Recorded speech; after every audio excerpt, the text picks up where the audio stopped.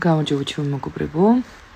შემოვედი რომ მე თქვა თქვენთვის მაქვს ძალიან ოღონდ ჩემი არ არის. ეხლა გასმით უნდა ვთქვა. ეს არის ერთ-ერთი პროფესორის ძალიან საინტერესო პრაქტიკა, რომელიც დაგეხმარებათ ენერგიის დაბრუნებაში, დაგიბალანსებს ცხოვრებას და რაც მთავარია გამოგიყვანს დეპრესიული მდგომარეობიდან. მოგახსენებთ რომ ძალიან რთული წელია, მე სხვათა შორის ამ წელიწადზე დიდი ხანია ვამბობდი.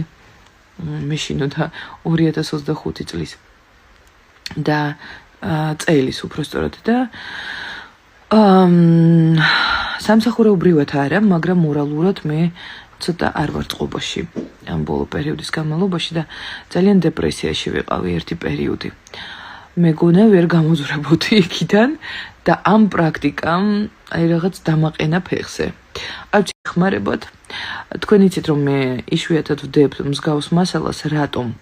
იმიტომ რომ მე ვფიქრობ რომ როდესაც მაგისტრი ხარ, ბევრი რამის თქმა არ შეიძლება საჯაროდ, მაგრამ ეს პრაქტიკა, რომელიც ეხლა მინდა მოგიყვეთ, რომელზეც მინდა მოგიყვეთ უბრალოდ რაღაც დღეს ენა მებნება, ძალიან ადვილია და ძალიან მარტივია და ყველასთვის მისაღებია. ყოველ დილით და ყოველ საღამოს რა უნდა გააკეთოთ? დგებით სარკესთან, აი ახალგაღვიძებულზე და ძილის წინ ზუსტად. უყურებთ თქვენს თვალებში, ზუსტად ოღონდ აი აქ, მესამე თვალის ადგილას, ხო? და ეძახით, რომ მე წინა ვიდეო გაითიშა, მე ვაძლევ ჩემს თავს უფლებას ვიყო ბედნიერი, ვიყო წარმატებული, ვიყო თქვა სიტყვაზე ჯამრთელი და ამ აწმყო მომენტიდან ვუშვებ ჩემი ცხოვრებიდან ყველაგვარ ნეგატიურ ემოციას, ენერგიას, ქმედებას და ადამიანს.